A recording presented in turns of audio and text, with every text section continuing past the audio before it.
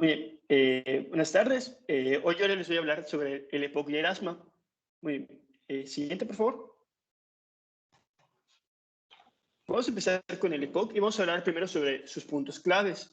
Primero vamos a entender cuál va a ser la definición, cuáles van a ser los factores que predisponen a una exacerbación y los objetivos del tratamiento y cuáles van a ser principalmente. Muy bien. Vamos a empezar con la definición, que realmente una definición es la exacerbación del EPOC. Se define como un empeoramiento agudo de los síntomas respiratorios que lleva al empleo de un tratamiento adicional que el que siempre llevan. Las exacerbaciones se puede ser por varios factores, son principalmente virus. El principal es el rinovirus, y generalmente cuando las exacerbaciones son provocadas por virus, van a llevar a son infecciones más severas y suelen durar más tiempo y pueden provocar hospitalizaciones. También se puede provocar por bacterias y factores ambientales, como la contaminación y la temperatura ambiente.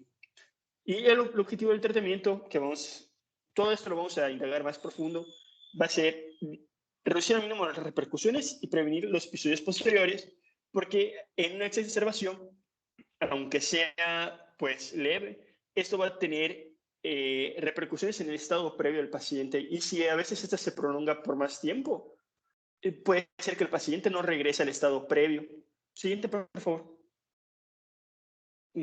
Esta es la definición que nos comenta el Subirán, que me pareció un poco más clara, que es un evento agudo caracterizado por los síntomas respiratorios del paciente, que va más allá de la variabilidad diaria. Esto fue lo que más me llamó la atención, que va más allá de lo común y que requiere un tratamiento aparte. Normalmente, lo principal va a ocurrir con un aumento de la disnea, tos, volumen de la expectoración o el esputo, y a veces puede tener un aumento en la purulencia de la misma. Esto va a ser importante para definir a veces el agente etiológico, sobre todo cuando se trata de bacterias. Siguiente, por favor. La etiología. Bueno, la etiología para desarrollar EPOC va a ser generalmente la sobreexposición a cargas nocivas, como va a ser el tabaco y el humo de leña. Algo que me llamó la atención, que en un 40% de las personas que tienen EPOC en México se debe a la exposición del humo de leña, como es el caso de las mujeres, porque como sabemos, pues en México todavía se sigue cocinando con productos de biomasa, y este humo provoca el desarrollo del EPOC. Siguiente. Vamos a hablar un poco de la fisiopatología de la exacerbación. Entonces, estamos primero ante un estímulo que puede ser la polución, el humo del tabaco o una infección. Esto va a provocar inflamación de las vías aéreas superiores e inferiores, incrementando el moco, que va a producir broncoedema y broncoespasmo. El edema va a provocar un aumento en la resistencia de las vías aéreas, un aumento de la hiperinsuflación dinámica, un aumento en el espacio muerto, un aumento en el desequilibrio de ventilación-perfusión, reducción de la compliance y vasoconstricción hipóxica. La resistencia de las vías aéreas y la hiperinsuflación dinámica va a ser un aumento en el trabajo respiratorio, un aumento en el consumo de oxígeno y un aumento en la fatiga muscular. Esto va a llevar a un empeoramiento del intercambio gaseoso y va a llevar a una insuficiencia respiratoria aguda, los cuales son los signos y síntomas del EPOC. El broncoespasmo va a llevar a efectos inflamatorios sistémicos, que también van a llevar a estos síntomas, que las condiciones, los fines últimos van a ser la hipoxemia, la hipoventilación y la acidosis respiratoria, que juntos pueden llevar hasta la muerte. Siguiente. Las exacerbaciones del EPOC. Como ya les había comentado, pues es una inflamación de las vías aéreas, un aumento de la producción del moco y un notable atrapamiento del aire. Eso contribuye a la progresión de la enfermedad. Estos cambios aumentan la disnea, que es el síntoma principal, el síntoma clave de una exacerbación. De hecho, algo que me llamó la atención en que estaba revisando el tema es que pues esta disnea y la falta de del aire, la sensación, puede de hecho provocar que haya pacientes que tengan más exacerbaciones que otros. Otros síntomas también van a ser importantes, van a ser el aumento de la pureza y el volumen del esputo. De hecho, se comenta que en el esputo se puede saber muchas veces cuál es la causa de esta exacerbación, porque si se encuentran, si es un cultivo de un esputo que se debe hacer sobre todo en pacientes hospitalizados, se puede encontrar bacterias, eso que nos indicaría una causa bacteriana, y si se encuentra eosinófilos, nos puede hablar de una causa viral. Y esto de las exacerbaciones deben durar entre 7 y 10 días. Si una exacerbación llegase a durar hasta 8 semanas, esto provocaría que no haya un regreso al estado previo. Y algo que también revisando el tema me llamó la atención y que está creo que de moda en la actualidad es el uso de la vitamina D, que puede ayudar a la reducción de las exacerbaciones. La vitamina D creo que también se está como que pensando si tiene una utilidad también en el tratamiento del COVID. Okay. La gente la usa de todas maneras en lo que lo investigan. Sí. Okay. Y bueno, entonces solamente para tener como consideración, vamos a abarcar un poco más de esto más adelante, es que dado como las comorbilidades que tiene un paciente con EPOC, las exacerbaciones deben diferenciarse de otros episodios como un Zika, un empeoramiento de la insuficiencia cardíaco-congestiva o una embolia pulmonar, una neumonía. Más adelante vamos a hablar un poco sobre los diagnósticos diferenciales. Aquí. Y esto es un cuadro que nos habla de un paciente, por ejemplo, nosotros, aunque no lo veamos en una exacerbación, lo podemos ver en consulta general antes de que presente y saber en qué riesgo está de presentarla. Y nos puede ayudar a tomar acciones y buscar para prevenirla, que podemos considerar como bajo o alto riesgo, dependiendo si de dos tipos en la clasificación que esté, porque si se acuerdan, se clasificaban en el grupo A, B, C y D. Y los grupos A y B son los de limitación de flujo de leve a moderado y los de alto riesgo son los que están en el grupo C y D, que son de flujo de aire grave o muy grave. Y también se pueden considerar de bajo o alto riesgo según el número de exacerbaciones que han tenido en el año pasado. Siguiente, por favor. Y aquí están otros factores de riesgo para las exacerbaciones: la edad, las comorbilidades, tabaquismo activo, que pues como sabemos el tabaquismo pues de por sí es algo que provoca la enfermedad y que a veces es muy difícil para el paciente abandonar este hábito. Entonces puede ser que aún teniendo la enfermedad no lo abandonen. La atroz productiva, la gravedad del EPOC, entre otras. Siguiente, por favor. Entonces, el diagnóstico de la exacerbación, pues como el diagnóstico es principalmente clínico, sin embargo, nos vamos a apoyar después de otros estudios que nos van a permitir clasificar mejor al paciente y saber qué tratamiento hay que darle para esta exacerbación. Principalmente los síntomas, el síntoma principal va a ser la disnea. Sin embargo, también va a ser importante pues, evaluar esto de el uso de músculos accesorios, la confusión, la fiebre, cambios neurológicos, las características del esputo, el patrón anormal de la respiración, la cianosis.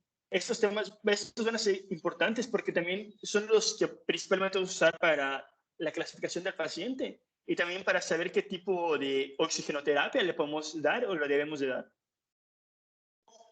¿Alguien conoce alguna clasificación para la disnea que no sea Rodrigo? ¿Alguien que conozca alguna clasificación? ¿Dami? Adelante. Estaba la clasificación de MMRC, que lo divide... ¿Me la puedes decir? Muy bien.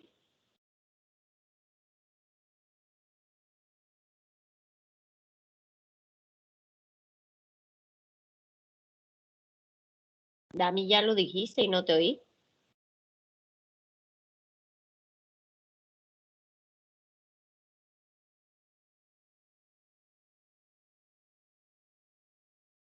Díganme algo. ¿Me oyen?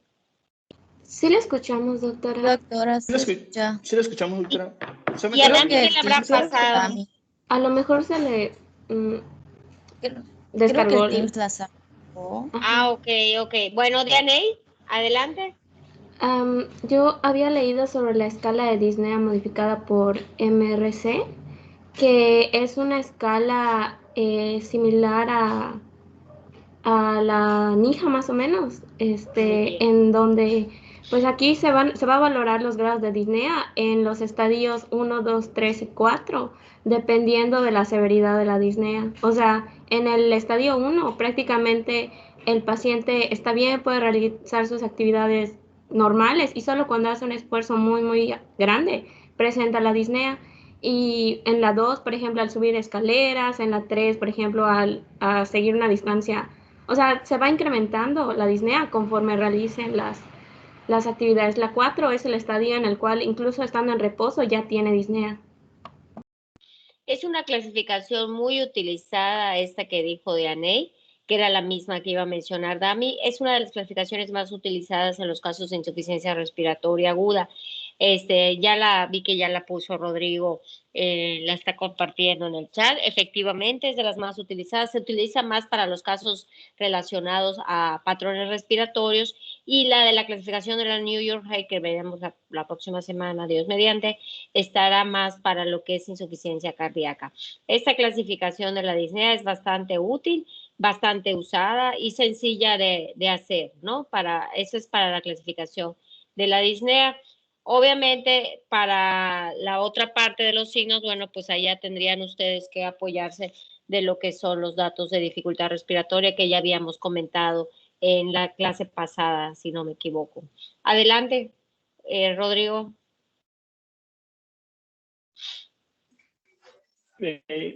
Siguiente, por favor.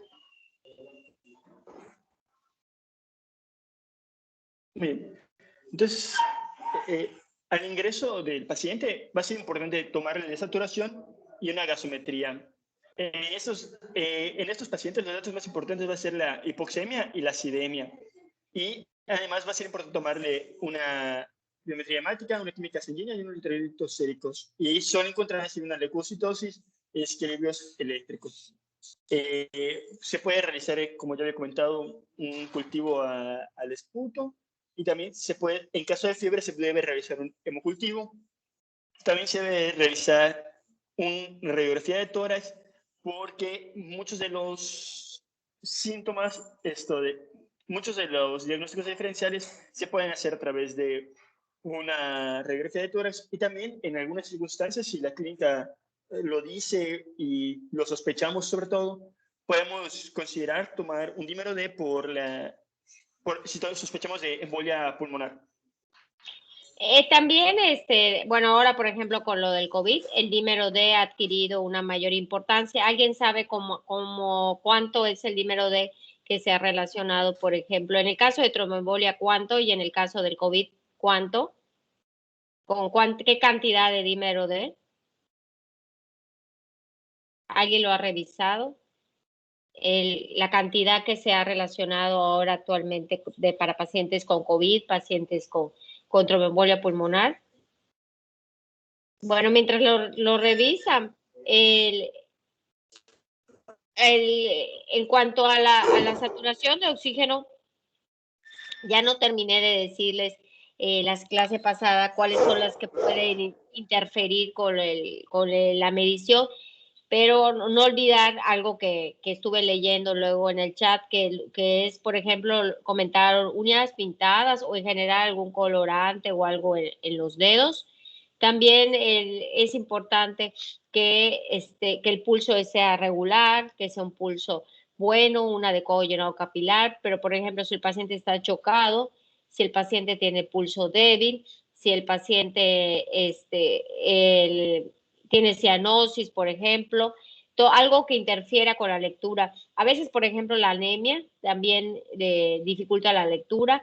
A veces no es que el paciente no tenga una baja saturación, pero en el caso de las anemias también puede ser. Esas son las cosas que nos pueden interferir. En el caso de las gasometrías, acuérdense también lo que habíamos ya dicho, el tomar en cuenta algunos casos especiales donde haya algún trastorno como sospecha de intoxicación de monóxido, que sería una carboximoglobina o algo que lo pudiera alterar, ¿no? Pero en general se debe hacer la gasometría. ¿Cuál es la técnica para la gasometría? ¿Cómo se llama la técnica para hacer la gasometría? ¿De veras? O bueno, no me oyen, es una posibilidad.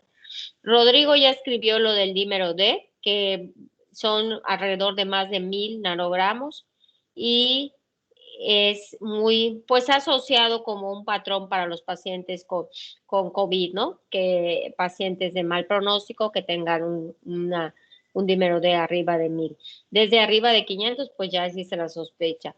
Es más o menos igual que de 500 en tromboembolia pulmonar, que son donde más se utiliza. El dímero D se ha demostrado bastante asociación con pacientes que tengan que ver con COVID, una insuficiencia respiratoria o una sospecha de neumonía por COVID. La técnica para la gasometría, su nombre. ¿Me oyen, Rodrigo? Sí, doctora, siento que por momentos se me va un poco el internet, pero sí le escucho. Ah, bueno, espero que los demás sí. ¿Alguien me oye y escuchó lo de la técnica para la gasometría? ¿Cómo se llama la técnica correcta para hacer una gasometría? Nadie me la va a decir, ni Es siquiera. la técnica de Hallen. Correcto. ¿Alguien? ¿Quién lo dijo? No veo. Soy yo, Riser. Adelante, Pero Raiza. ese es el test, ¿no? Ajá, Yo sé, pues ajá. sí. Es el Es que test, la técnica.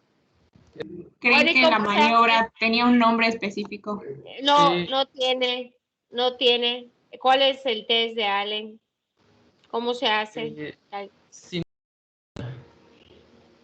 si no me equivoco, yo recuerdo que me lo había explicado un interno, que se supone que agarras la muñeca del paciente y con el dedo índice y el medio le tenías que apretar la mano al paciente. O sea, le tenías que apretar la arteria que querías, o sea, pues pinchar, por así decirlo, al paciente. Y tenía que igual el paciente cerrar el puño. Entonces, eh, cuando tú le apretabas, la palma de la mano del paciente creo que quedaba blanca. Y o sea, cuando tenías apretada la arteria, la palma del paciente quedaba blanca. Y cuando la soltabas, o sea, cuando dejabas de hacer presión, se veía cómo se llenaba otra vez de sangre la palma de la mano. Entonces ya ahí tú podías determinar dónde ibas a hacer la punción. De acuerdo a la que estuviera mejor, ¿verdad? Probar si hay Exactamente. una buena circulación colateral, tanto de la radial como de la cubital. Estoy viendo que María Jesús ya la puso en el chat para que la vean y así como dijo Riser, queda blanca, ¿verdad? Y se escoge la mejor. Se supone que deben tener de las dos circulación, porque si no, no es adecuado hacer una gasometría. Yo sé que nadie lo hace, pero realmente es algo que se debería implementar, sobre todo cuando uno está empezando como ustedes, para cerciorarse de que no produzca ninguna trombosis ni nada.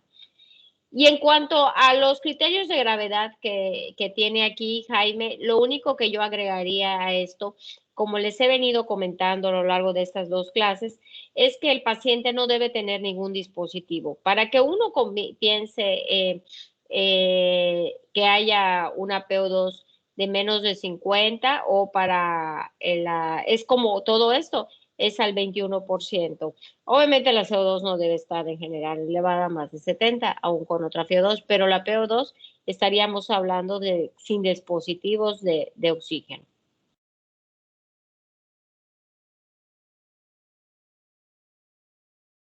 Puedes continuar, Rodrigo. Sí, solamente para agregar a la parte anterior, no sé si me escuchan bien, es que también se puede tomar la procalcitonina, que nos puede también más adelante servir para a veces determinar si se debe o no utilizar antibiótico. Y bueno, aquí hay unos factores de mal pronóstico en las exacerbaciones de EPOC, que van a ser la disnea grave, que se va a reflejar además por esto de dificultad respiratoria con uso de músculos accesorios, inestabilidad hemodinámica, mayor una exacerbación del año pasado, el uso de esteroides sistémicos en los últimos 3 meses, porque esto también favorece tener neumonía, uso de antibióticos en 3 meses, comorbilidades como la diabetes, insuficiencia cardíaca, renal o hepática, y la presencia de bronquiectasias. Siguiente, por favor.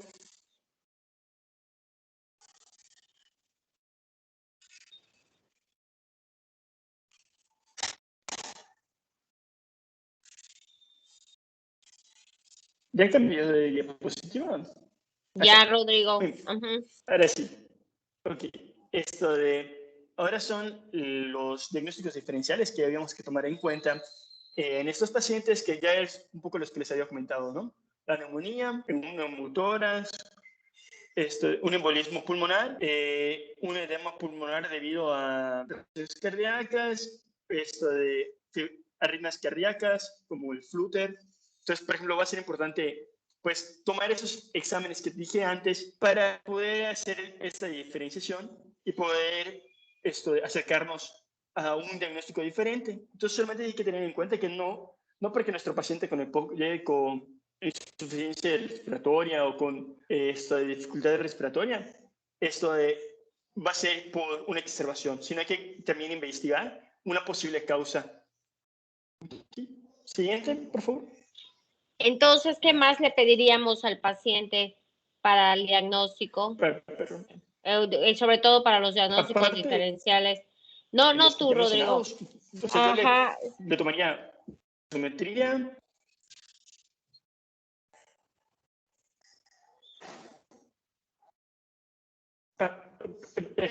gasometría, biometría hemática, radiografía y electro son como que los principales que yo le tomaría al paciente. Entonces, hacer el diagnóstico diferencial, necesitamos un electrocardiograma. Es importante también hacerle un electrocardiograma a todo paciente con una, más que nada, como les decía, con una insuficiencia respiratoria en general, para hacer diagnósticos diferenciales. Otra cosa que les puede ayudar, por ejemplo, en el examen clínico, pues, por ejemplo, pueden ver datos de insuficiencia cardíaca, ¿verdad? Que haya edema agudo pulmonar, que haya una ingurgitación yugular, palpar hepatoesplenomegalia, cosas que les pudieran edema en miembros inferiores. Eso, la parte clínica es muy útil porque se confunde muchas veces con el edema agudo pulmonar. Entonces, o sea, en las crisis de EPOC, en las crisis severas. Entonces, es importante que ustedes también se apoyen de la parte clínica. Adelante, Rodrigo.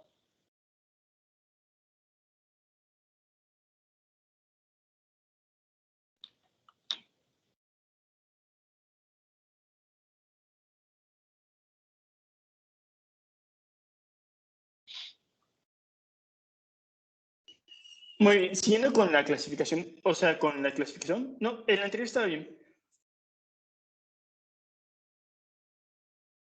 Okay. Muy bien, esa es la clasificación que propone la guía Gold, que me parece realmente como que no muy explícita y no nos da como que mucha información. Realmente las dividen de acuerdo a la terapia que se le va a dar al paciente y pues lo leve es broncodilatadores de acción corta, los moderadas es los SABA más los antibióticos y las graves es ya insuficiencia respiratoria aguda. Muy bien. Solamente para considerar que lo que ya les había comentado, que algunas exacerbaciones, por su duración e intensidad, son leves, pero tienen una repercusión en el estado de salud y muchas veces los pacientes no van a consultar por estas, sin embargo, existen y van empeorando al paciente con EPOC, lo cual va a llevar a que pues, el día a día del paciente sea peor. Ahora sí, con el siguiente. Muy bien, esta clasificación me pareció más útil porque te los clasifica a partir de los síntomas y además te propone qué debe hacer a los pacientes. Y dice exageraciones leves, que son aquellos con los síntomas, como que todo solamente aumenta la tos y la expectoración. La disnea puede ser mínima y no impide las actividades cotidianas. La exacerbación moderada, esta, además de los síntomas como la tos y la expectoración, va a tener un aumento de la disnea, pero no va a llevar al uso de músculos accesorios ni la cianosis. Y, por ejemplo, si tenemos la saturación de oxígeno basal del paciente, es un paciente que nosotros conocemos, pues un paciente que tiene una evaluación previa. Si hay esto de una disminución mayor al 5%, también se puede considerar aquí. Y a estos pacientes se puede tratar de manera ambulatoria con esteroides sistémicos y se debe considerar siempre el uso de antibióticos.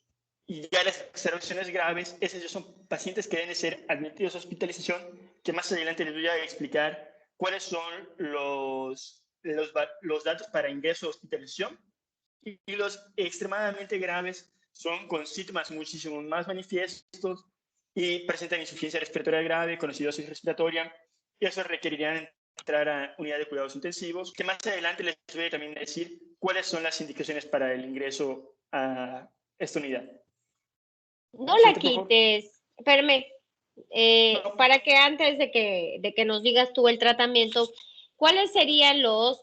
¿me puedes poner la anterior, por favor, Jaime? Esta. ¿Cuáles serían los broncodilatadores de acción corta? No tú, Rodrigo, alguien más que me conteste. Salbutamol. Broncodilatador, ese pudiera ser el salbutamol. ¿Algún otro? ¿El hipratropio? El bromuro El bromuro de hipratropio es también un broncodilatador. ¿Cómo se consume? Bueno, antes que nada, ¿el salbutamol qué es? ¿Qué es el salbutamol? Corticosteroide. El salbutamol Bueno, es un beta agonista. beta 2 agonista. es un beta 2 agonista, correcto. ¿Dónde actúa? O cuando uno dice es un beta 2 agonista, ¿qué significa? ¿Dónde actúa? ¿Qué hace? Pues sobre los receptores adrenérgicos beta 2, ¿no? De varias partes en este caso de los bronquios, pero también puede actuar en el corazón y todo. Entonces, en la parte que nosotros nos interesaría, lo hace a través de los bronquios o del músculo liso, que es lo que produce la broncodilatación.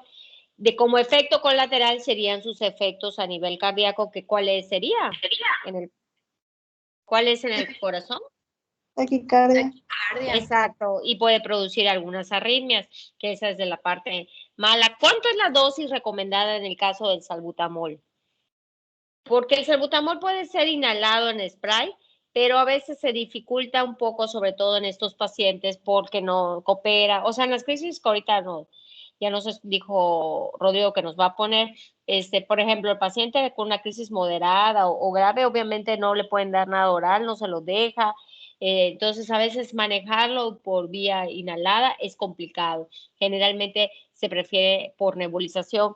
¿Saben la dosis del salbutamol? ¿Riser? Creo que era 0.5 miligramos diluidos en 3 mililitros, ¿no? Esa es la forma de preparación, 0.5 mililitros. ¿A cuánto equivale 0.5 mililitros en dosis de miligramos? No estoy seguro. ¿No? Ok, ya vi otra mano, espérenme. Elías, adelante. Buenas tardes, doctora. Buenas tardes. Yo había leído que para nebulizar eran 2.5 miligramos cada 6 a 8 horas. Puede ser 2.5 hasta 5. Y eso, o sea, 5 miligramos, que es lo que están diciendo ambos, Elías y Rice, equivale a 1 mililitro. Entonces, como ambos ya dijeron, la dosis 2.5 puede ser medio mililitro, que se afora 3, pero pueden haber cada 20 minutos, se recomienda, ¿verdad? Y luego pueden manejarse cada 6, 8 horas, bien lo han dicho. El bromuro de hipratropio, ¿qué es lo que hace? ¿Qué es? ¿Y qué hace? Aquí la dosis es mucho más estandarizada. ¿Qué hace el bromuro de hipratropio? ¿Qué es lo que es y qué es lo que hace? Sobre todo en estos pacientes que en EPOC es muy socorrido el bromuro de hipratropio.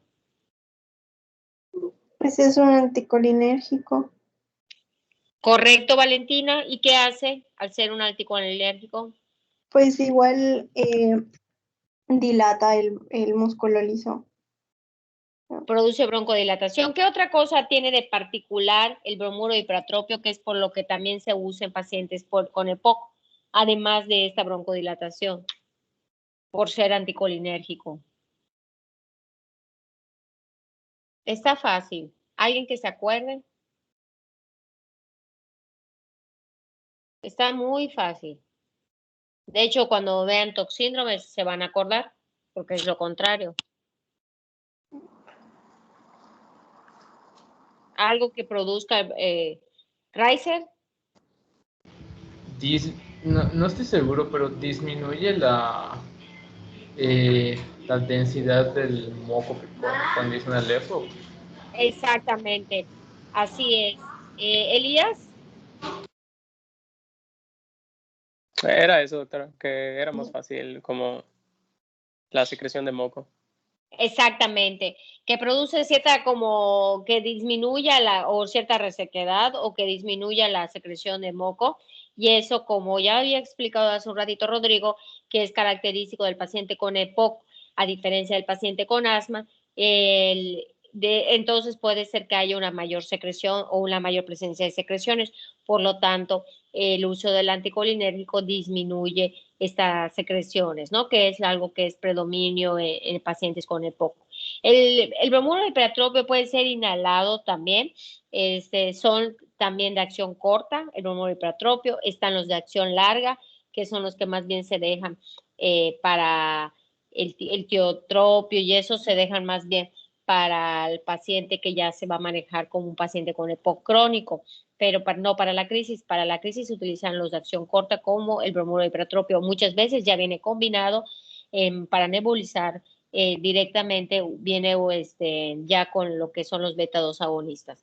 Hablando un poquito de los esteroides, yo no creo que no les he pedido, no me acuerdo o si ya se los pedí, la tablita de los esteroides. ¿Cuáles son los esteroides más utilizados, tanto en EPOC como en asma? Una mano. En EPOC La son... fluticasona. A ver, vamos por partes. Se me perdió la voz. Pues sé que creo que la fluticasona. ¿La fluticasona qué es? Es Dami, ¿verdad? Eres Dami. Sí. ¿Cómo la fluticasona? ¿Cómo, Dami? Ay, es que no estoy muy segura, o sea, no me acuerdo muy bien, pero sé que una de mis primas que tiene asma así terrible lo toma combinado. En aerosol, entonces. Ajá. En la fluticasona en aerosol. Pues es útil, pero en las crisis no tanto. Ojalá puedas averiguar por qué.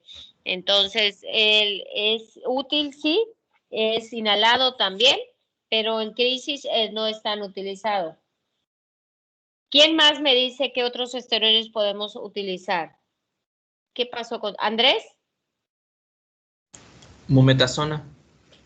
La mometasona, ¿cómo se utiliza? Tengo entendido que es igual en spray. Y creo que eran de 5 a 6, algo así. La mometasona se utiliza más, pero en spray, pero ¿dónde? ¿Dónde se pone ese spray? El de la mometasona, muy querido, pero no tanto en asma. Andrés, ¿en qué sitio anatómico del cuerpo humano? Eran en las narinas, ¿no? Exacto. Más querido para las rinitis, ¿verdad? ¿Sabes cómo sí se utiliza más en asma? Porque, por ejemplo, el paciente con asma generalmente tiene mucha congestión nasal, tiene rinitis, rinorrea, etcétera. Entonces, la mometasona ya también es de acción larga. Otro, a ver, Brandon Oscar. Bueno, yo había leído que se podía usar la hidrocortisona en crisis asmáticas severas, pero esta se va a usar en dosis altas y tiene que ser como que más seguido. Creo que se daba cada 8 horas. Se le daba el bolo inicial de hidrocortisona pues para romper la crisis y luego se le podía dar la metilprednisolona porque, por ejemplo, la metilprednisolona creo que es como que se guarda por más tiempo, o sea, tiene una vida media más larga. Entonces, se daba después de romper la crisis asmática. Eso estuvo muy bien, Brando. Pero ahorita lo vamos a terminar de aterrizar eso que acabas de decir. ¿Alguien que quiera complementar algo más de los esteroides? A ver, veo una mano. Rodrigo, es tu mano. Espérame. Es tu Elías tiene mano, levantada Rodrigo. la mano, doctora. Ah, perdón, Elías. Ahí voy, iba yo a checarlo. ¿La budesonida también se utiliza, doctora, o es más para asma? Es más para asma, pero ¿cómo se utiliza? Sí se utiliza, es así. ¿Cómo? Eh, Y la crisis es, también. es con inhalaciones, ¿no? Exactamente, nebulizaciones. La budesonida se combina, de hecho ya viene preparada, hay una presentación, se la voy a meter el gol, que es bien llamado Pulmicort, que se utiliza mucho en nebulizaciones para la crisis asmática, la budesonida, muy bien. Y se puede combinar con el Convivent, que es el que trae ya el hipertropio con el salbutamol, más para asma, efectivamente, porque son antiinflamatorios. Los esteroides son antiinflamatorios. ¿Alguien más? En lo que veo otra mano o no han bajado su mano. Ay, no es Elías, y ahora ya encontré la mano. Antes de que, bueno, en lo que continúa Rodrigo con la exposición, ojalá alguien pueda poner en el chat, o bueno, Rodrigo, contéstame tú. Yo no les había pedido una tabla de los esteroides. No se lo había pedido. Ok, si alguien la tiene por allí, la encuentra rápido, la sube en el chat. Hay una tabla comparativa de los esteroides que se hace entre su vida media, el poder glucocorticoide, el poder mineralocorticoide, la vida media y creo que tiene algo más. Si la pueden encontrar y la pueden subir y ahorita la compartimos para que en esta clase va a quedar muy bien. No sé por qué se me olvidó no explicarlo en sepsis, pero hoy se los explico bien. ¿Puedes continuar, Rodrigo? Sí. Esta ya la habíamos visto. La que sigue, por favor. Muy bien. Y ahora, pues vamos a hablar un poco de la severidad de las exacerbaciones de los pacientes hospitalizados, ¿no? Entonces van a dividir en pacientes sin falla respiratoria, con falla respiratoria aguda, que no amenaza la vida, y falla respiratoria aguda que amenaza la vida. Ahí nos vamos a dar cuenta acerca de la frecuencia respiratoria, si están o no usando músculos accesorios y los estados de cambio mental, del estado mental, perdón. Y esto de hipoxemia que mejora cuando se administra con mascarilla Venturi. Entonces, si falla respiratoria, no va a tener grandes cambios, más allá de que puede tener una frecuencia respiratoria más alta. Va a estar un FiO2 más alto que el ambiente y no va a tener aumento en la presión de CO2. En la falla respiratoria aguda que no amenaza la vida, ahí va a tener una taquipnea, va a usar músculos accesorios y no va a tener alteraciones en el estado mental, que eso va a ser importante para poder distinguirlas entre las que amenazan y las que no amenazan. Y va a tener hipercapnia y va a tener un aumento de la CO2, de la presión de CO2, comparado con la medición basal, una elevación de 50 a 60 milímetros de mercurio. Y en la falla respiratoria, pues va a tener de todo, ¿no? Músculos accesorios, cambios en el estado mental, va a aumentar más la PCO2 y va a tener hasta acidosis. Siguiente. Nada más, está perfecto. Acá, espérame un momento, Jaime. En esta es importante lo que acaba de decir Rodrigo. Es importante que ustedes miren, por favor, los criterios. Normalmente el paciente con EPOC es un paciente con un pulmón ya endurecido, que ya lo hemos estado hablando, que hay mecanismo tanto de limitación de la difusión como de la ventilación, perfusión, porque es un pulmón duro. De tal manera que aquí tenemos dos problemas. El tiempo es importante. El paciente con EPOC, que se le da opción o se le da oportunidad casi siempre a la parte no invasiva. ¿Por qué? Porque al ser su pulmón ya un poco duro y con cierta cantidad de CO2 que siempre tiene un poco de hipercapnia y un poco de hipoxemia, entonces está ciertamente adaptado a manejar tanto la hipoxemia como la hipercapnia. De tal manera que cuando uno le pone un ventilador, prácticamente lo condenas, porque se adapta súper fácil al oxígeno. Como no lo tiene, al ponérselo, pues es recómodo para él, ¿verdad? Sin esfuerzo. Y se adaptan y luego destetarlos, quitarles el tubo es muy difícil en estos pacientes. Pero estos criterios que ya están muy estandarizados y ojalá, no sé si tuvieron la oportunidad de revisar ese índice que les comentaba el otro día de ROX, es por ejemplo estos criterios.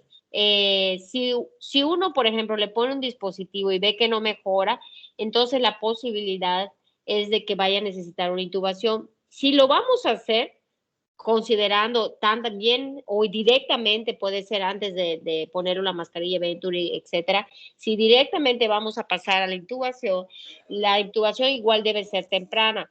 Por la misma situación, si nosotros esperamos mucho tiempo para ventilar al paciente, cuando ya queramos hacerlo, el pulmón ya va a estar muy duro y la posibilidad de que el ventilador haga su efecto y le ayude va a ser muy poca.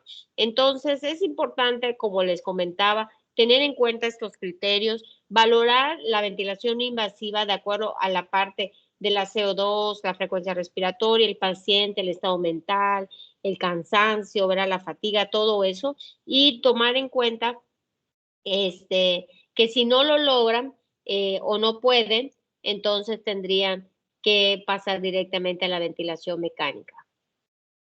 ¿Qué pasó? Ok. Ya estoy viendo que tiene las tablitas, ahorita voy a revisarlas y vemos cuál nos va a ser de mayor utilidad. Puedes continuar, Rodrigo.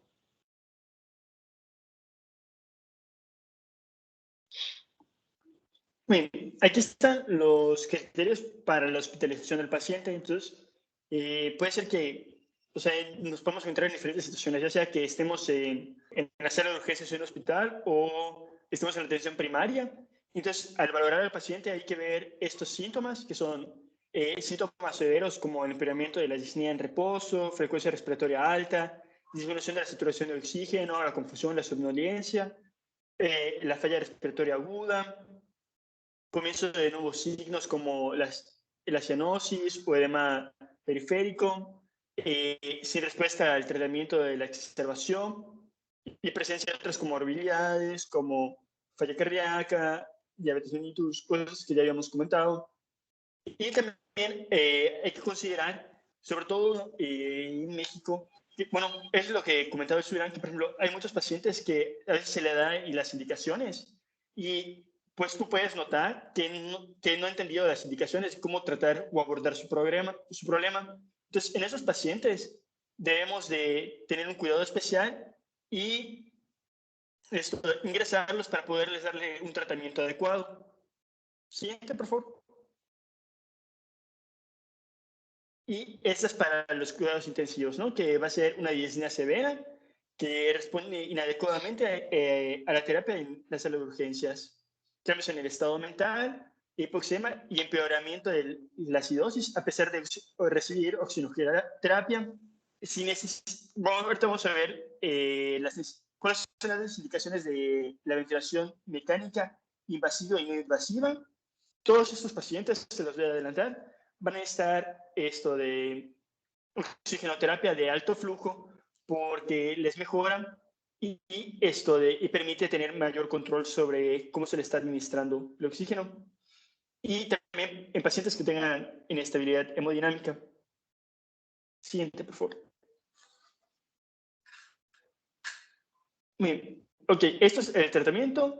Esto solamente es como que un pequeño resumen que va a consistir principalmente en beta-2 agonistas, que ya comentamos, corticosteroides, en algunos antibióticos.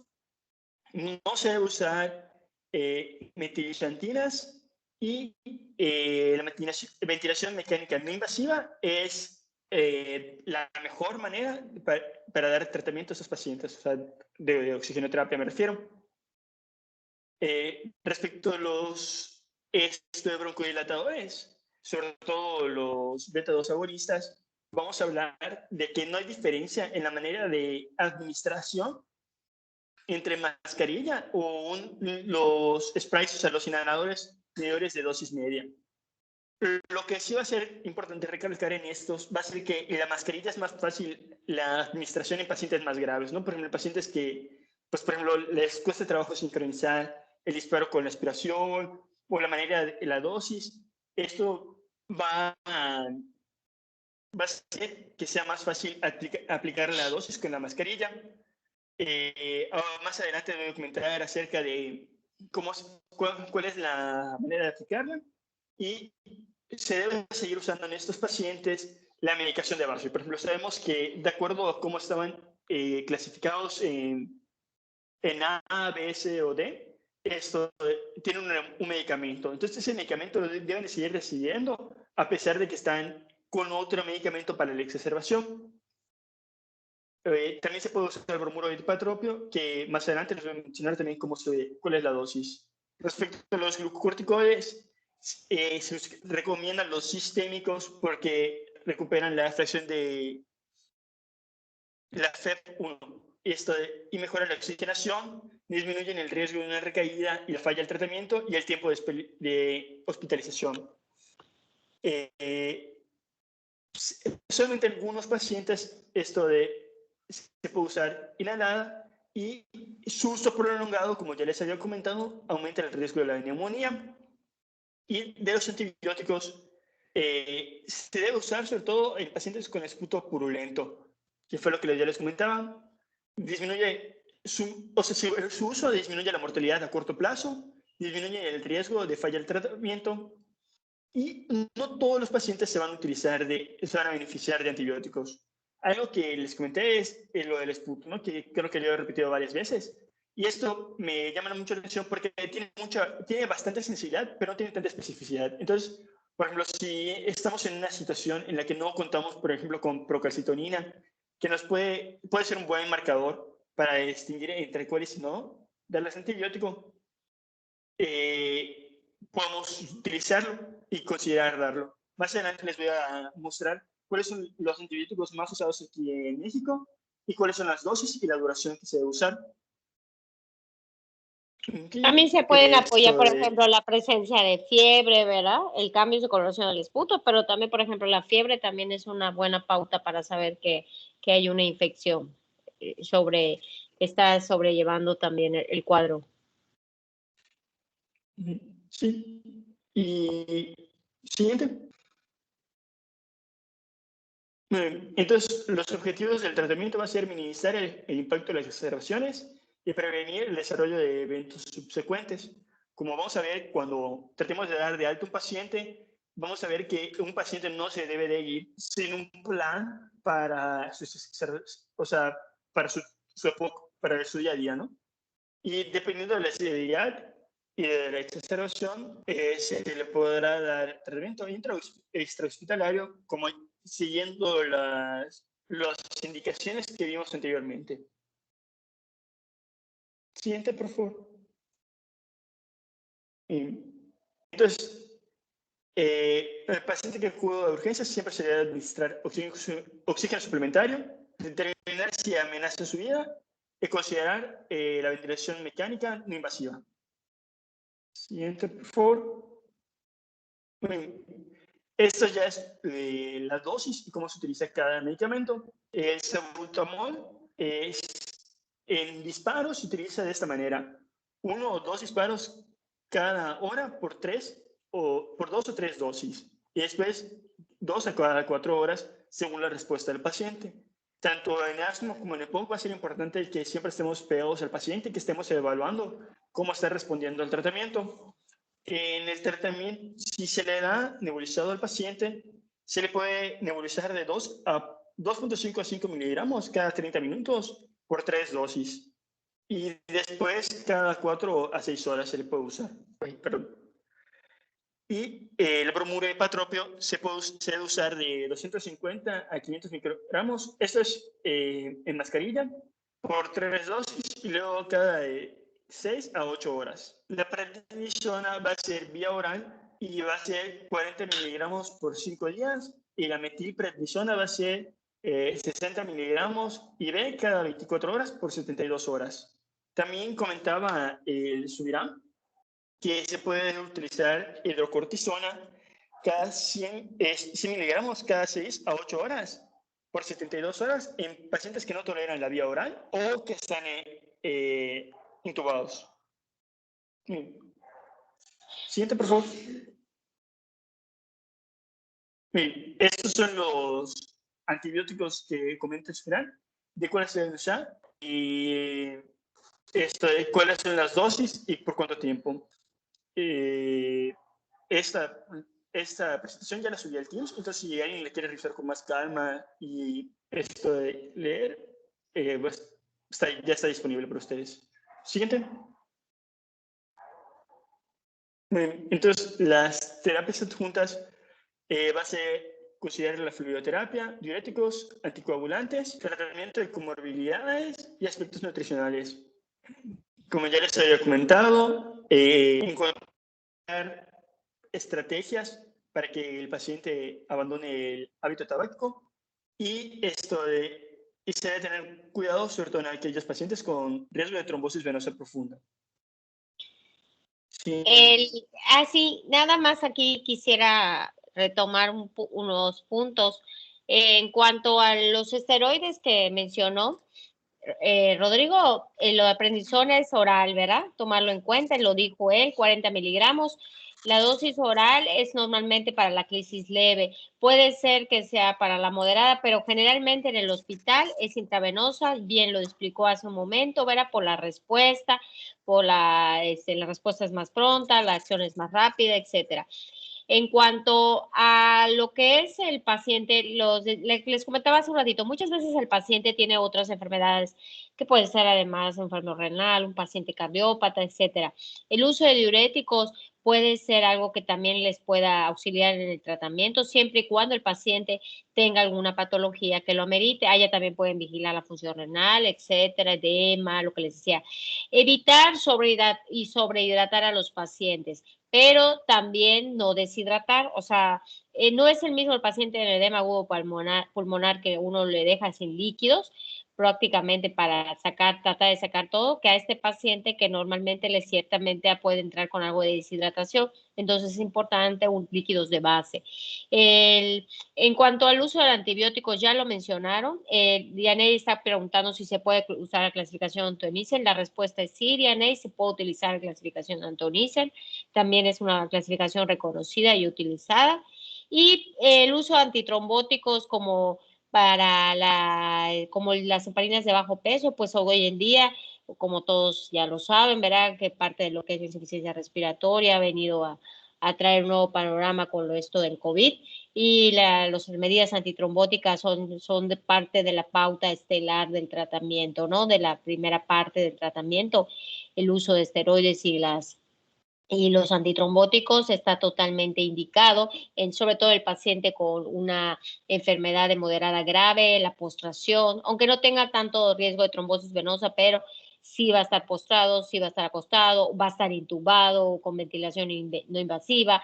Cualquiera de esos, las medidas antitrombóticas, pues han sido una pauta muy utilizada, muy socorrida en el tratamiento del paciente con insuficiencia respiratoria aguda, ¿no? Entonces esa puede utilizarse y generalmente tampoco tiene que ver con sangrados ni nada, ¿no? Entonces aún en algunos pacientes se puede valorar riesgo-beneficio. Es muy raro el paciente que no la tolera o tenga alguna contraindicación real.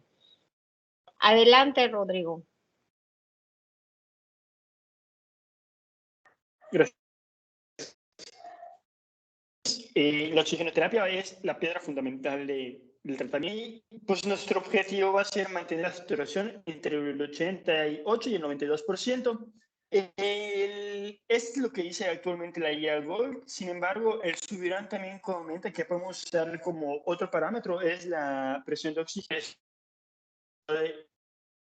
Y comenta que esta tiene el riesgo que nos puede llevar hacia la acidosis si no lo estamos controlando adecuadamente. Debe ser usar gasometrías constantemente y la mascarilla, pues Venturi, que es una de alto flujo, es el dispositivo más efectivo. En la mayoría de los pacientes, sabemos que en algunos pacientes esto no va a ser posible y que van a necesitar una ventilación mecánica no invasiva o principalmente y después invasiva, dependiendo de los datos que, no sé si ya les mencioné, los motivos por los cuales hay que considerar la intubación o cuáles no. Pero si no, más adelante lo vamos a ver. Pues ya habías mencionado algunos, sí, ya vimos al panadero, se nos antoja el pan con el fresquecito. Sí hablaste un poquito cuáles son los criterios de la no invasiva y de la invasiva, tanto la frecuencia respiratoria, el déficit neurológico, el cansancio, uso de músculos, estado mental, etcétera. Ya lo habías mencionado. Adelante. Siguiente. Aquí está. Pues ya más o menos les había comentado. Las indicaciones para la no invasiva, acidosis, principalmente para la invasiva va a ser la disminución de la conciencia, que por ejemplo se la haya tratado con la no invasiva y ya haya fallado. Como sabemos, estos pacientes van a tener muchas secreciones respiratorias, o también pueden tener vómitos. Entonces, en estos pacientes se debe considerar la ventilación invasiva y también hipoxemia que amenaza la vida. También los pacientes que van a ingresar a unidad de cuidados intensivos deben estar ventilados, deben tener ventilación mecánica invasiva y también deben recibir tratamiento antibiótico. Siguiente.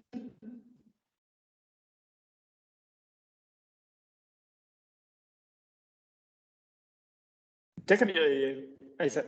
Bueno, entonces para ya concluir, a la izquierda les puse pues casi todos los datos y las cosas que comenta la guía Gold que debemos tener después de que damos de alta a un paciente por una exacerbación, y esto de guiarlo, mostrarle la técnica de utilizar los inhaladores, dar seguimiento cada determinado tiempo y así. Prácticamente es para altos hospitalarios que no requiera broncodilatador en un intervalo menor a cada 4 horas. Cuenta con capacidad para comer, moverse o dormir sin disnea. Estabilidad hemodinámica por 12 o 24 horas. Gasometría estable por un mínimo de 12 a 24 horas. Y lo que ya les había comentado, la educación al paciente y su familiar para continuar la administración de fármacos en su domicilio. Siguiente. Bueno, esto ya sería todo de POC. No sé si alguien tenga alguna duda o algún comentario. ¿Dudas o comentarios? Lo que es ahorita, Elías, lo que es ahorita la tabla de los esteroides la vamos a dejar para el final. Quisiera ahorita nada más alguna de las que pusieron, pudiera prepararla para compartir la pantalla al final, para que hagamos un breve análisis de cómo se van indicando los esteroides. Adelante, Elías. Gracias, doctora. Es una duda. Lo que pasa es que ¿Sí? en la mayoría de las guías que pues, son americanas mencionan no tanto la espirometría como tal, pero sí utilizar una prueba de función pulmonar para evaluar sobre todo la FEV1. Pero aquí en México no se hace, ¿verdad? O sea, no es común hacerla. No es común hacerla. Cuando es con los neumólogos, sí, ¿no? Sí la piden, su espirometría y todo. Pero en urgencias no es común hacerla. El BEF normalmente no lo hacemos. Y les decía que la razón, pues yo creo que es por la inversión de los espirómetros, pero no son tan caros, pero pues tendrían que ser varios, ¿no? Pues por paciente, ¿no? Entonces sí, por eso, pero no se utiliza casi en México. Y más que en México en urgencias, ¿no? Yo diría que como les decía en los consultorios, eso sí la piden. Ok, sería más entonces como ya que estabilizamos a nuestro paciente teniendo esa exacerbación, ya se mandaría con el neumo, ¿no? Para que él siga el protocolo. Exactamente, aunque en teoría debería ser desde el principio. Imagínate qué útil sería después del primer tratamiento hacerle Sí, otra vez claro. una espirometría para ver si hubo lo esperado de la mejoría. Ok, perfecto. Gracias. Al contrario, sí, me estoy leyendo, cualquiera puede ponerla. A mí no me pareció ninguna mejor que otra. Puede ser cualquiera de las tres. Y ya, dijo Melissa que ya lo va a hacer. Adelante, Rodrigo. Muy bien, ya para asma, pues creo que es más sencilla, más como que común encontrar a los pacientes con una crisis asmática o una exacerbación del asma. Y pues solamente para recordar un poco qué es el asma, es una enfermedad broncopulmonar, inflamatoria crónica, potencialmente reversible, que se acompaña de hiperactividad de la vía aérea, provoca en forma recurrente episodios de tos, sibilancias, especialmente en la expiración, disnea y aumento del trabajo respiratorio, principalmente en las noches y las madrugadas. Y generalmente estos síntomas se asocian con la obstrucción extensa o disminución variable del flujo respiratorio por el engrosamiento de la pared de la vía aérea e incremento de la mucosidad. Más adelante voy a hablar un poco más de la fisiopatología. Siguiente, por favor. Una crisis asmática está definida como un episodio agudo o subagudo de un empeoramiento progresivo de la tos, disnea, sibilancias o sensación de opresión en el pecho o de la combinación de estos, y en la que el paciente tiene una disminución de la función pulmonar base.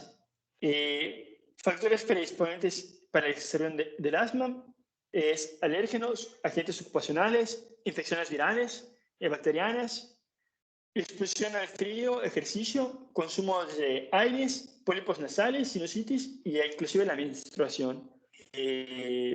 Por ejemplo, lo que está más estudiado y sobre todo se sabe muy bien la fisiopatología es sobre todo de los alérgenos y cómo estos influyen para el desarrollo de una crisis asmática. Siguiente. Bien, ahorita le voy a hablar de la fisiopatología, concentrándome sobre todo en aquellos que presentan por alérgenos. De hecho, lo que entendí no está como que del todo claro cuando es por agentes y se cree que la fisiopatología, aunque es igual, no es un poco diferente. O sea, no cambian algunas cosas, ¿no? Entonces, el estímulo, que ya comentamos cuáles son, va a provocar una respuesta inflamatoria de la vía aérea, que va a estar mediada principalmente por los linfocitos TH2 y los mastocitos, aunque también van a estar incluidos los eosinófilos y los macrófagos. Los linfocitos TH2 estimulan a la IgG, que se une a los mastocitos, que recluta a los eosinófilos y macrófagos y también libera leucotrienos e histamina. Esto va a provocar la broncoconstricción, edema y secreción de las mucosas, que pues, como todos sabemos, esto es lo que provoca realmente los síntomas que son la disnea, las sibilancias y la tos. Como comentamos en principio, esto es potencialmente reversible, pero si esto no tiene una reversión, eso puede llevar a una inflamación crónica y después hasta un remoldeamiento en el que hay un cambio en las estructuras y esto puede ya no ser reversible, si no se trata con tiempo. Siguiente, por favor.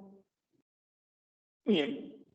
Entonces, para el manejo de las exacerbaciones en atención primaria, que es como lo comentan allá Gina, es primero evaluar, considerar causas alternativas y considerar traslado. Primero hay que evaluar esto de las la severidad de la exacerbación, mientras se está aplicando de una vez el tratamiento, que es esto de los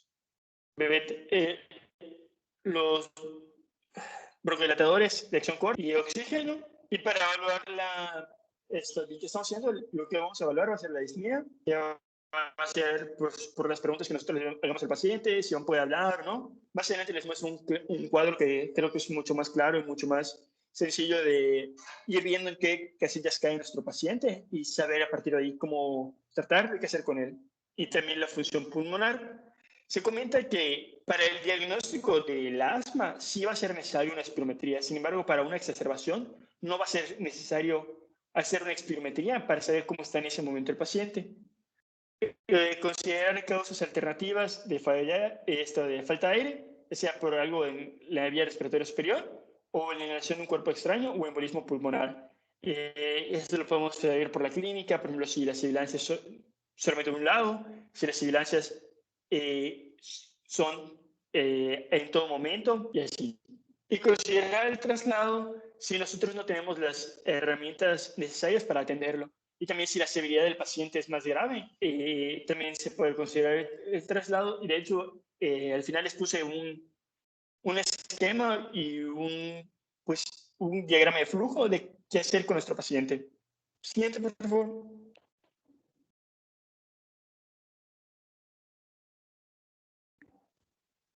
Muy bien. Entonces, ¿en qué estamos hablando de nuestro paciente? También tenemos que tener en cuenta si nuestro paciente tiene factores de riesgo que lo pongan en riesgo su vida, ¿no? Entre ellos van a estar los antecedentes, que pues prácticamente es que haya estado mal previamente, o sea, ya sea que haya tenido un asma casi mortal, haya necesitado intubación o ventilación, una hospitalización o un tratamiento de urgencia para el último año. En medicamentos es prácticamente que no esté tomando un tratamiento para la prevención del asma y esto lo pone en un lugar de riesgo. Y algo que me llamó la atención es también que un uso excesivo de los broncodilatadores de acción corta puede poner también en riesgo la vida. Y otras comorbilidades como antecedentes de enfermedades psiquiátricas o problemas psicosociales, alergia alimentaria confirmada. Y también algo que me llamó también la atención es que la ausencia de un plan de acción para el asma por escrito del paciente también pone en riesgo su vida. Que el paciente no sepa, siempre se habla mucho de que el paciente asmático tiene que estar pues educado y saber en qué momentos pues aplicarse sus medicamentos para evitar que la exacerbación o que el síntoma avance y se complique. Siguiente, por favor. Bien, esa es la tablita que yo les digo para, pues una vez que estamos hablando de nuestro paciente y clasificarlo según como lo estamos viendo. Por ejemplo, si es un paciente con una crisis leve, va a tener una dislea que le permita caminar, que le va a permitir decir oraciones completas, aunque va a tener una frecuencia respiratoria aumentada, esto de no va a ser mayor a 30, va a tener una frecuencia cardíaca menor de 100, generalmente, no va a estar utilizando musculatura accesoria, y las sibilancias que va a ser interesante saber esto de en qué momentos se están escuchando la auscultación, porque, por ejemplo, en las crisis leves va a ser solamente el final de la respiración, después van a ir aumentando de sonido hasta que cuando estamos en una parada respiratoria inminente va a haber una ausencia de sibilancias, pero no va a ser porque no esté la inflamación, sino que sea tanta la inflamación que no permite el paso de aire, que eso pues, nos indica que pues hay que hacer algo muy, muy urgente, ¿no? Entonces, también el nivel de conciencia va a ser importante y el pulso, y pues ya después vamos a ver pues, mediciones más exactas como el pulso paradójico, la saturación de oxígeno, la presión parcial de CO2 también. Nos va a permitir ver en qué casilla está nuestro paciente. Siguiente, por favor.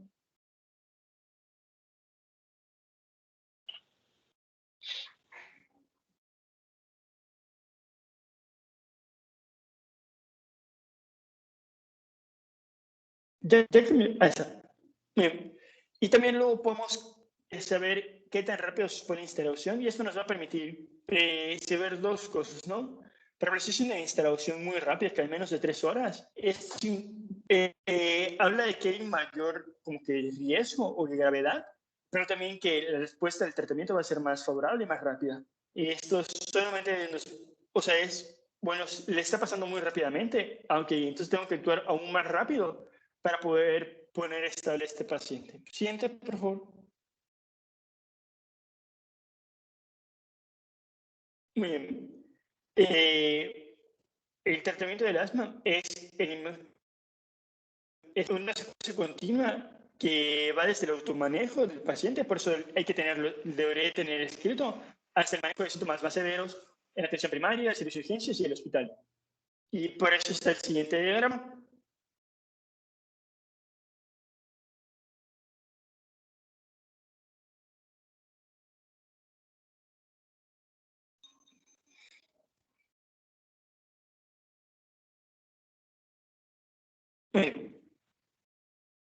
Entonces, llega nuestro paciente con una extracción de asma, entonces hacemos lo de evaluar, esto de considerar otras causas y considerar esto de trasladado, ¿no?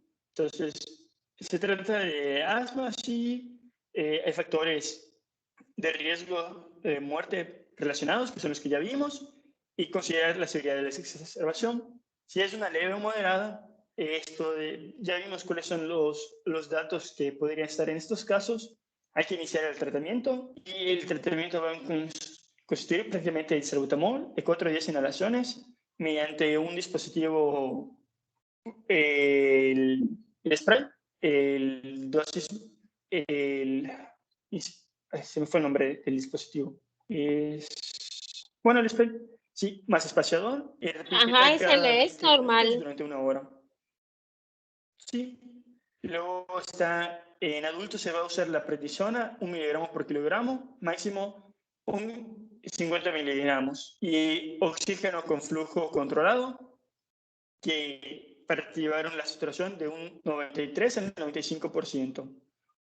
Ya en la severa, el paciente ya vimos cuáles van a ser los datos y a eso hay que trasladarlo a un centro de, o sea, a un centro de agudos en el que va a también recibir, que mientras lo estamos preparando para llevarlo, va a recibir broncodilatador de corta acción, bromuro de ipagropio inhalado y corticoides esteroides sistémicos. Y potencialmente fatal, que va a ser, lo vamos a ver sobre todo por la somnolencia, si está confundido o con el tórax saliente. Entonces, también una vez trasladarlo y también ponerle las mismas medidas, ¿no? Nuestro paciente no se debe ir sin nada.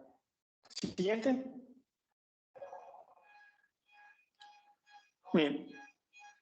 Entonces, el paciente hay que estarlo evaluando constantemente, cada hora, y si el paso de 1 hora empieza a mejorar y todo, entonces el paciente se le puede dar de alta si los síntomas mejoran y no necesita ya broncodilatador. Esto de si el flujo expiratorio pico está mejorando, está mayor al 60 o 80%, y la saturación de oxígeno es mayor al 90%, al 94% en aire ambiente. También que los pacientes, o sea, obviamente que los padres o los familiares sepan esto de tengan los recursos adecuados por si empeora durante pues, la noche, durante el transcurso de ese día. Y al gestionar en alta tenemos que ver la medicación de rescate, la medicación controlada y la prednisona. Y pues dar seguimiento a los pacientes.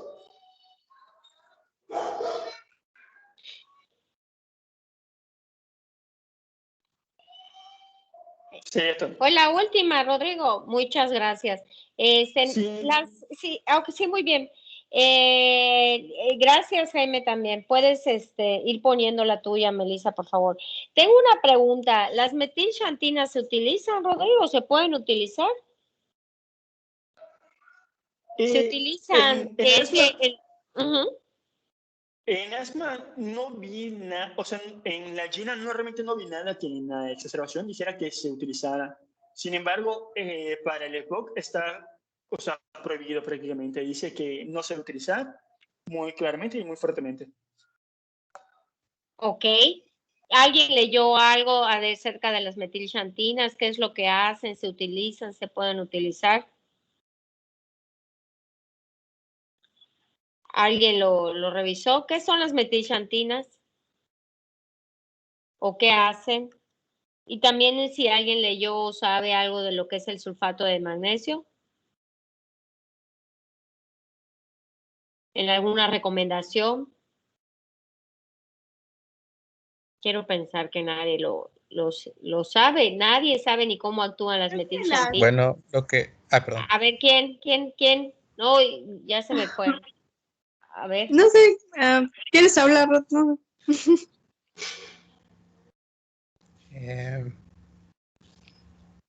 Bueno, del recuerdo de las metilxantinas que eran, por ejemplo, la cafeína, la teobromina y había otra que creo que está en el chocolate, pero pues están en el café, en el té, y me acuerdo que tenían varias acciones, pues las que conocemos, ¿no? En el sistema nervioso central, aumentan el estado de alerta, en el estómago aumentan la secreción de ácido, también aumentan la peristalsis intestinal y así.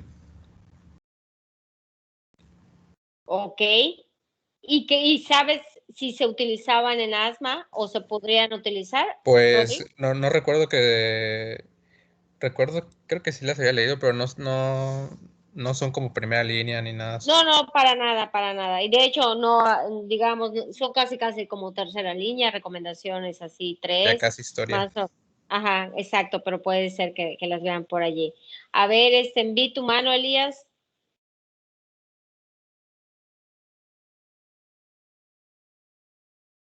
Sí, doctora.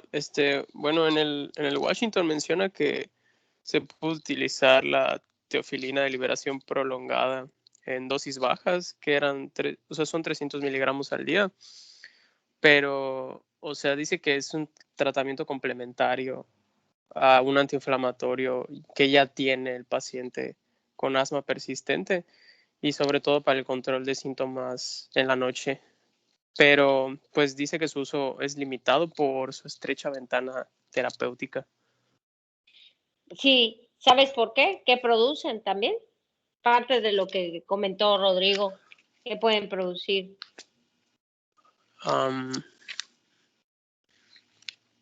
¿No? Bueno, no importa, ahorita de todas maneras lo voy a aclarar.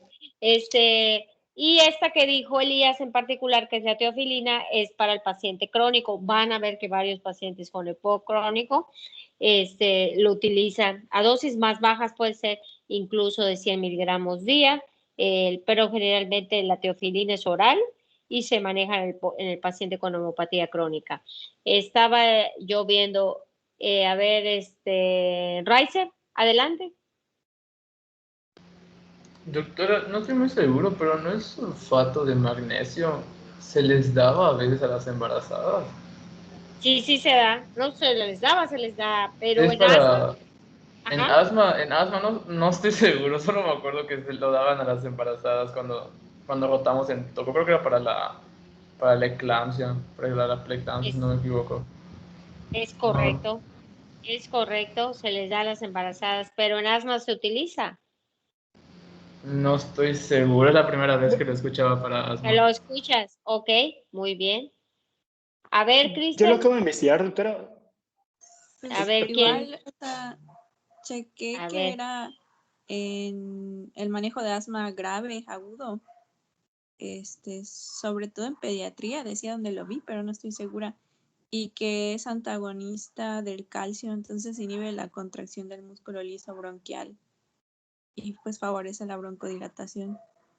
De ese que me estás hablando, Cristel, ¿de quién es? Del sulfato de magnesio. Correcto, muy bien. Es paciente, por ejemplo, esto que está diciendo Cristel, como también como broncodilatador, también actúa en el músculo liso, también se puede utilizar en las crisis de eclampsia y en el asma se utiliza en las crisis graves, refractarias a tratamiento, generalmente pacientes ya intubados, para tratar de producir una broncodilatación. Rodrigo, ¿te escucho? Rodrigo Emanuel.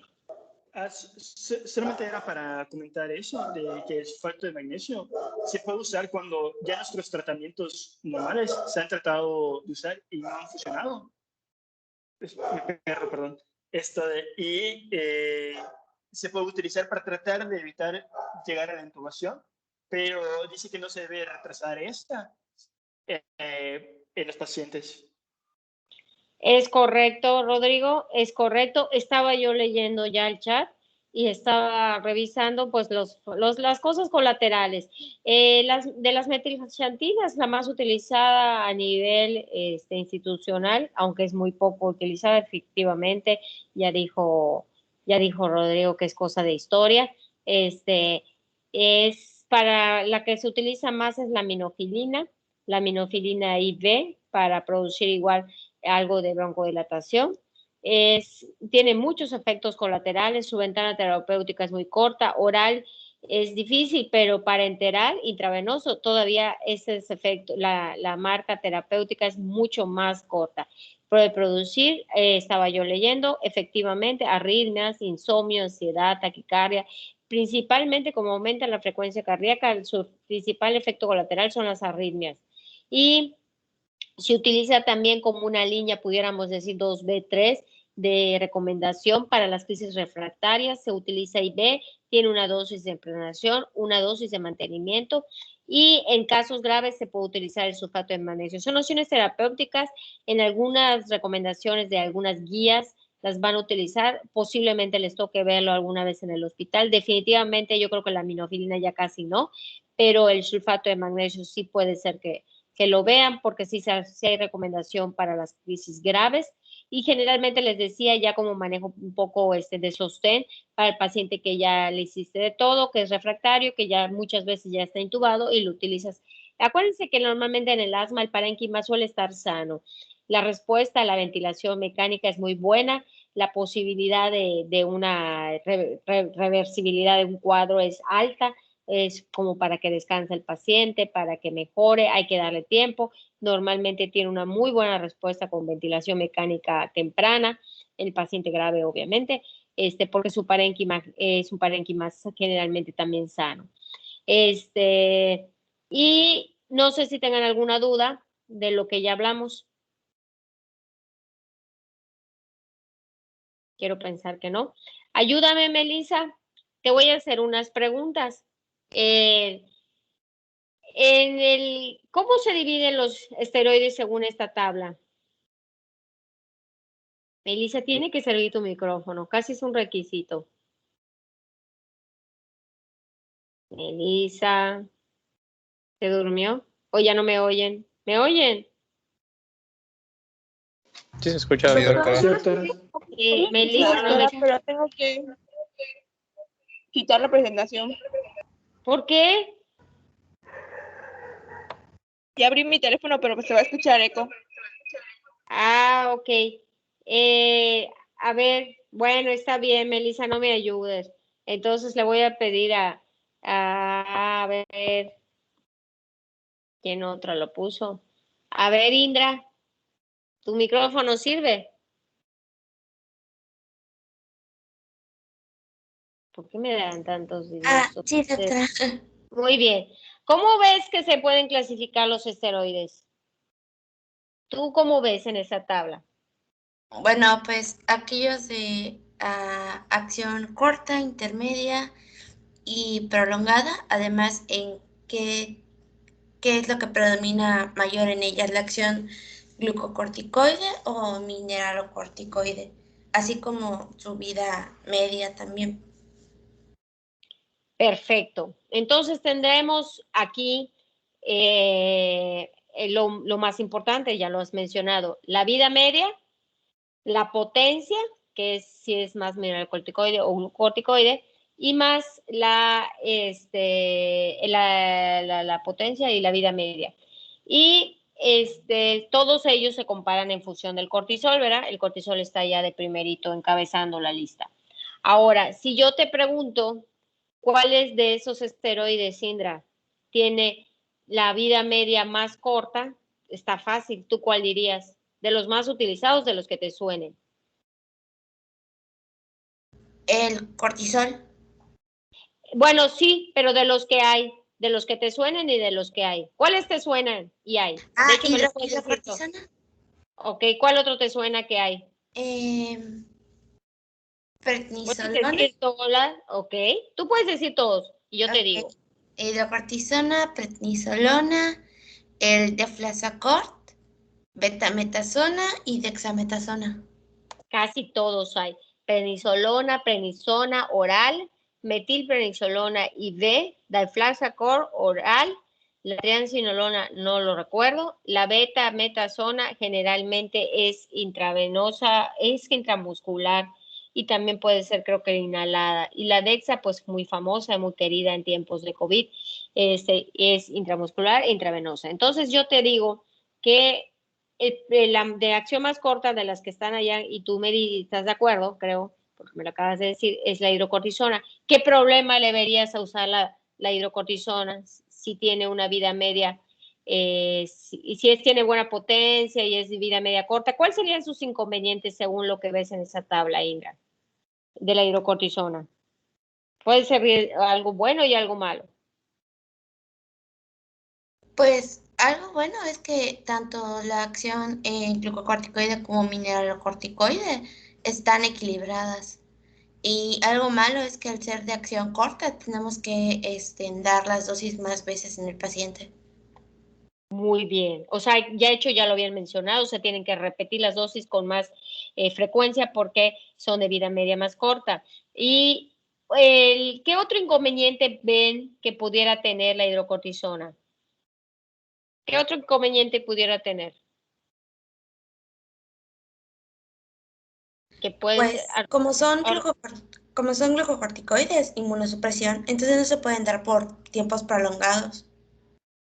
Si lo usamos por tiempos prolongados, puede producir inmunosupresión. ¿Es verdad? Rodrigo León, ¿qué ibas a decir?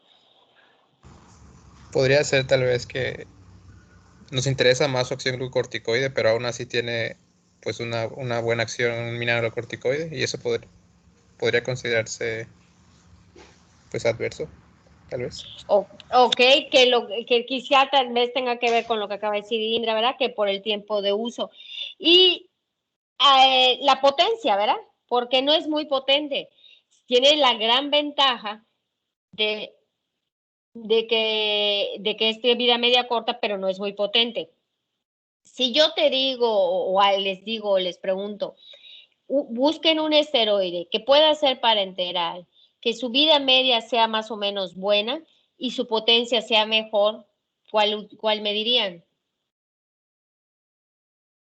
Potencia buena. Posiblemente no tan rápido, pero con una buena potencia, sin tantos efectos colaterales y que haya intravenoso para las crisis de asma, sobre todo, o EPOC. ¿Cuál me dirían? La metilprednisolona. Correcto, muy querida, la metilprednisolona en asma y EPOC. Y si yo te digo, Indra, busca un esteroide súper potente, aunque no me empiece a hacer efecto ahorita, pero que sea potente y que haya intravenoso. Todo lo que les digo es importante porque si Puede se lo ser van a usar. dexametasona o betametasona. Exacto. Nada más que la betametasona, les decía, aparte que es cara, la betametasona, no estoy 100% segura de que haya IV. Sé que hay intramuscular, pero no estoy muy segura de que hay IV. Y es cara. Y la Dexa, pues antes del COVID era súper barata. Supongo que ahorita ya debe estar de cara también.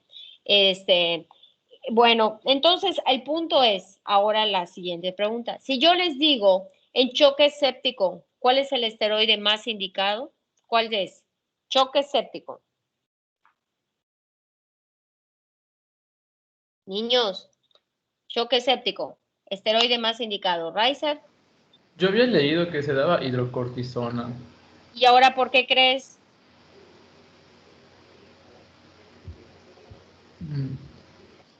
No sé.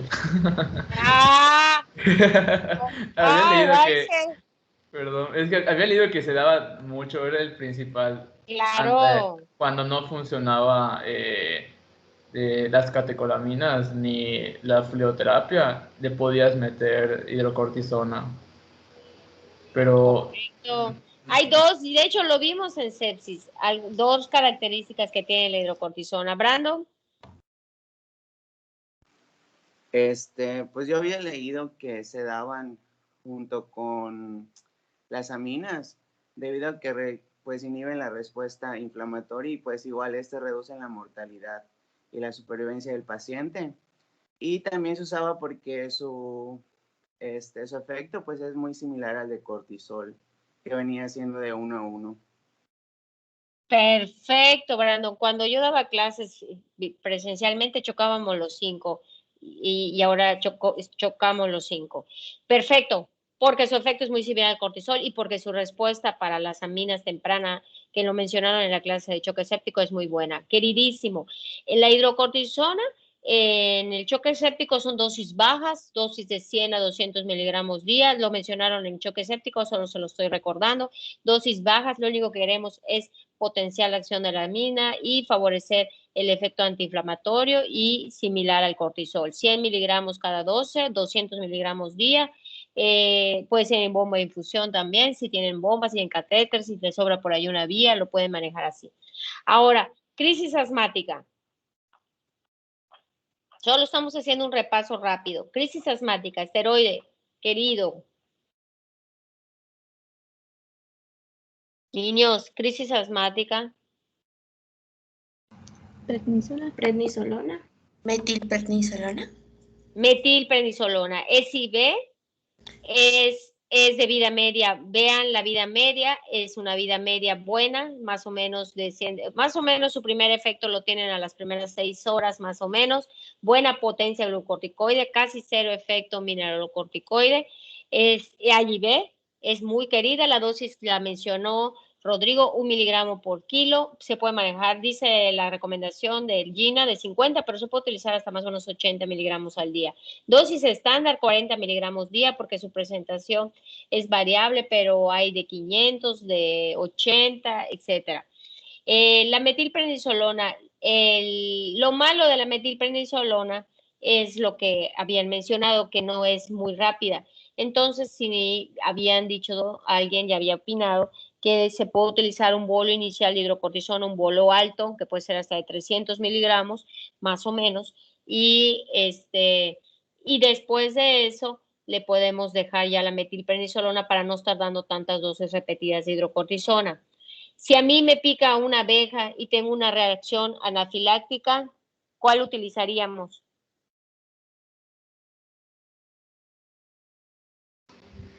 Dexa. Dexametasona. De veras, me acaba de picar una abeja. ¿Le me van a dar Dexa? Ah, no, perdón, es de acción prolongada. No tiene que ser de cuando acción ya yo esté intubada, me empiece a funcionar. ¡Qué malos! Hidrocortisona. Hidrocortisona, muy bien. Hidrocortisona, dosis buena, igual como 300 miligramos. Ahora, yo tengo un paciente que siempre empieza con una crisis asmática leve, pero en 2 días, 3 días, ya tengo su crisis asmática severa, pero ya lo conozco, siempre me la hace igual. ¿Qué puedo utilizar en él?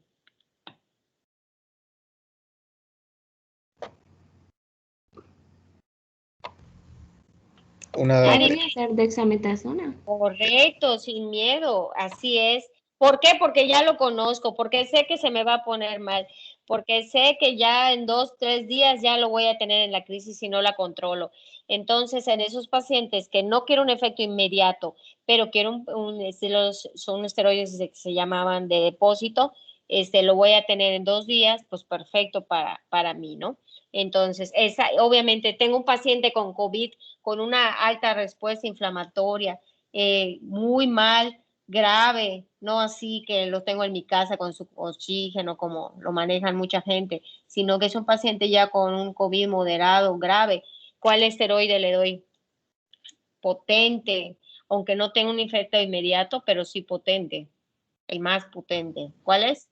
Betametasona. Pero les decía que la betametasona. Dexa. Dexa, exactamente. No estoy segura es que la Dexa se puede manejar por lo menos 5 o 7 días. y su efecto se va depositando, por eso se prefiere en el paciente con COVID por la respuesta alta inflamatoria. Y la betametasona, les comentaba, aparte del costo, no estoy muy segura de que haya la presentación IB. Entonces, y pacientes, por ejemplo, con lupus, pacientes con artritis reumatoide, que quiero un efecto más o menos 2-3 oral para que esté controlado casi siempre, toda su vida posiblemente. ¿Cuál pudiera utilizar? Pacientes con inmunodeprimidos, ¿verdad? Deflazacort. El deflazacort, efectivamente, ya vieron la vida media e intermedia, no tiene mucho efecto mineralocorticoide, se manejan dosis bajas, generalmente dosis que son duraderas, de pacientes que van a tomarlo mucho tiempo. Los efectos, pues, siempre se pueden resentir, pero son esteroides de mucho tiempo, ¿no? El deflazacort. Y un paciente que ya voy a dar de alta, le cambio la metilprednisolona, le cambio a la prednisolona oral o a la prednisona oral. Y para empezar el destete, acuérdense que los esteroides se destetan también, ya tienen su esquema para irlos bajando a los pacientes que lo han utilizado mucho tiempo y no bajarlos de golpe. Y se pueden utilizar oral, prednisona o prednisolona. Hay ambos orales y se pueden utilizar ya para el alta del paciente. Y aquí creo que queda claro más o menos en qué casos utilizar esos esteroides. ¿Alguna pregunta, alguna duda de asma, EPOC o la tabla de los esteroides?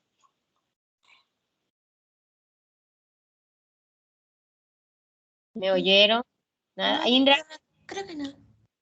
Muchas gracias por contestarme, Indra. Bueno, creo que no vamos a ver hoy las gasos. Tengo una pregunta antes de que nos vayamos. ¿Vieron dolor torácico? Ya no me acuerdo si lo programamos. Sí, lo vimos. Sí, doctora. Sí, lo vimos. Sí. Bueno, el lunes es inhábil y lo vamos a dar. Entonces, empezamos el martes y el miércoles. Con el martes y miércoles vamos a hacer el taller de electrocardiografía básica y el jueves, Dios mediante, vamos a dar el síndromes coronarios agudos y el viernes insuficiencia cardíaca. Me queda claro que queda pendiente hacer el taller de gasos. Lo voy a tener en cuenta porque no lo hemos terminado esa parte, solo les voy a decir luego cómo lo vamos a hacer. Les mando la agenda con ya sea con Rodrigo o con Luis. Raúl, Rodrigo, dime. Dime, Raúl, Rodrigo. No Puso tengo. en el chat su... Léemelo porque me siento sola. A ver, léemelo. Es que puse en el chat que si la prednisolona podría ser tratamiento a largo plazo para enfermedades autoinmunes. Ahí dice que no tiene micrófono. Sí, ya lo leí, pero me gusta que me lo lean. Sí, no, Raúl. La metilprednisolona se lo utiliza nada más porque si volvemos a la tablita, ¿verdad? Pues también tiene ciertos efectos colaterales. Entonces, es mejor para las enfermedades autoinmunes, es mucho mejor el deflazacort. Se puede utilizar la prednisona también, que es oral, y hay de 5 miligramos. Esa sería una opción. Pero la metilprednisolona generalmente necesitas utilizar dosis altas. Y de metilprednisolona particularmente, solo hay intravenosa e intramuscular.